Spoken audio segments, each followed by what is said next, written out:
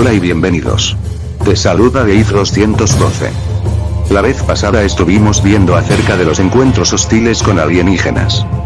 Esta vez estaremos tocando un tema en la cual a cómo puede ser prometedor y esperanzador para la víctima que sufre de este mal, muchas veces terminan en desgracia y muerte. Entonces te invito a que te pongas cómodo, disfruta de estos minutos de entretenimiento. Hoy será casos terroríficos de exorcismos poco conocidos. Comencemos. El exorcismos de Clara Germana Zeile. En 1906, trabajaba como misionera en Sudáfrica. Se sabe que Clara hizo un pacto con el demonio y desde entonces comenzó a actuar de forma errática. Demostró conocer secretos que nadie sabía, tenía fuerza extraordinaria y desmedida, además realizaba la levitación en varias direcciones a plena voluntad, según testigos. Después de 2 días, los demonios fueron retirados de su cuerpo mediante un exorcismo. El exorcismo de Michael Taylor. Esta persona vivía en Inglaterra, donde su profesión era carnicero. Su esposa consideró que Michael actuaba de forma extraña y anormal, por lo que se le realizó un exorcismo, entre el 5 y el 7 de octubre de 1974. Los sacerdotes afirmaron que le expulsaron más de 40 demonios, excepto el demonio del asesinato. Horas después del exorcismo, Michael asesinó de manera brutal y despiadada a su esposa y a su perro. Fue encontrado por la policía horas después cubierto de sangre. El exorcismo de Marta. Fue un caso sumamente misterioso y totalmente reconocido por el Vaticano. Para proteger el nombre de la víctima, se utilizó el nombre ficticio de Marta para evitar demasiada controversia. El padre José Antonio Fortea fue quien estuvo al mando. El acontecimiento fue hecho en el año 2001, una chica de 24 años fue ingresada en un hospital y estuvo 12 días al borde de la muerte. Al salir su madre percató que acontecían sucesos inexplicables en su casa y decidió pedir ayuda religiosa. Cuando un sacerdote le realizó el exorcismo a Marta, ella hablaba latín y recitaba frases macabras. Marta tenía alrededor de 5 demonios en su cuerpo, pero finalmente fueron expulsados. El infame caso de Vilma Trujillo.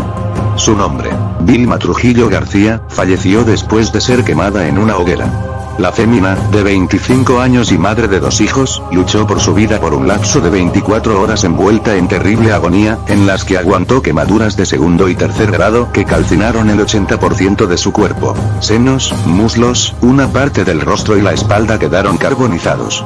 Era el sufrimiento que pagaría después de que miembros de su congregación religiosa diagnosticaran que estaba poseída y que para liberarla del demonio debía arder en la hoguera. Vilma Trujillo García agonizó abrasada en una lejana comunidad del Caribe de Nicaragua, El Cortezal. El Cortezal no hay presencia del Estado, no hay escuela, ni hospital, ni comisaría. La ley y el orden lo imponen la religión. La principal autoridad es el pastor de la congregación. El Cortezal ni siquiera es un pueblo. Es un punto de referencia. Está situado en las altas montañas de la región central del Caribe de Nicaragua. Los caminantes deben descansar durante el trayecto para no desfallecer por el acceso difícil, las altas temperaturas y una humedad sofocante. Este despiadado camino lo hizo Vilma Trujillo, después de que tras horas de sufrimiento se apiadaran de ella y la bajaran colgando de una hamaca cargada por 4 hombres. Fue el inicio del fin de su suplicio. El pastor rebosante de alegría decía: ya se va a morir y va a resucitar. Sobre una colina está edificada la iglesia evangélica, construida de madera donde cada sábado se reunían los participantes de la congregación para el culto semanal, dirigido alrededor de 2 años por el pastor Juan Rocha, un hombre de 23 años que ordenó la sentencia de muerte de Vilma Trujillo. En la misma iglesia donde vivía el pastor y donde estuvo encerrada Vilma, la congregación hizo una pequeña fogata para que ardieran las heces de Vilma, a quien no se le permitía salir de su secuestro. A unos metros de estas 2 construcciones, al pie de la colina, hay todavía restos de troncos chamuscados, la hoguera donde ardió la mujer.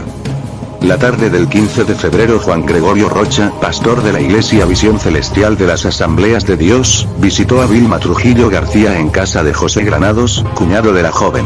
Rocha dijo que había escuchado que Vilma estaba enferma, que sufría alucinaciones, hablaba sola, no hacía caso cuando se dirigían a ella, por lo que resolvió organizar oraciones de sanación en su nombre. La familia de la mujer, profundamente religiosa, permitió que el pastor se la llevara. La acompañó su hermana, de 15 años. Vilma estuvo encerrada en la casa pastoral hasta el 21 de febrero, atada de pies y manos. El pastor decretó ayunos para la congregación y jornadas de oración, mientras fraguaba el final de Vilma. El pastor les pidió el apoyo a su congregación para convencer al resto de los vecinos de El Cortezal que asistían a la iglesia Visión Celestial, que Vilma estaba poseída por el demonio. Tras 6 días de ayuno y oración para que Dios les revelara cómo sanar a la joven, Esneida Jarquín anunció que había recibido una supuesta revelación divina. Dios le dijo que debían de prender una hoguera y lanzar a Vilma al fuego para liberarla de su posesión satánica. Tomasa Rocha fue la autora de ordenar a los hombres de la iglesia que reunieran troncos para preparar la hoguera, mientras que Franklin Hernández y Pedro Rocha ataron a la joven de pies y manos a un tronco de árbol situado cerca de la hoguera, ya encendida. Ellos serían los encargados de lanzarla a las llamas. El infame rito se cumplió a las 5:30. A esa hora Esneida Jarquín informó que era el momento de que todos salieran al pie de la hoguera a orar y así cumplir el mandato de Dios. Pedro y Franklin soltaron del tronco a Vilma, que seguía atada de pies y manos. La joven, desesperada, opuso resistencia.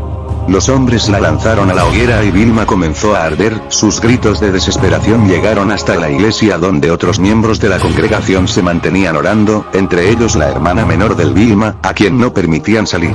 El pastor Rocha y sus compañeros dejaron a la mujer ardiendo. El fuego quemó las sogas que la ataban, lo que le permitió salir de las llamas, cuando su cuerpo ya estaba calcinado. La mujer quedó a una orilla, sufriendo sus quemaduras. Fue hasta la tarde de ese día, tras 7 horas de sufrimiento, que el padre de Vilma, Catalino López Trujillo, y su primo, Roberto Trujillo, pudieron rescatarla y organizar su traslado a Rosita. La bajaron de la montaña en una hamaca. La mujer fue atendida de emergencia en el Hospital Rosario Pravia de esa localidad.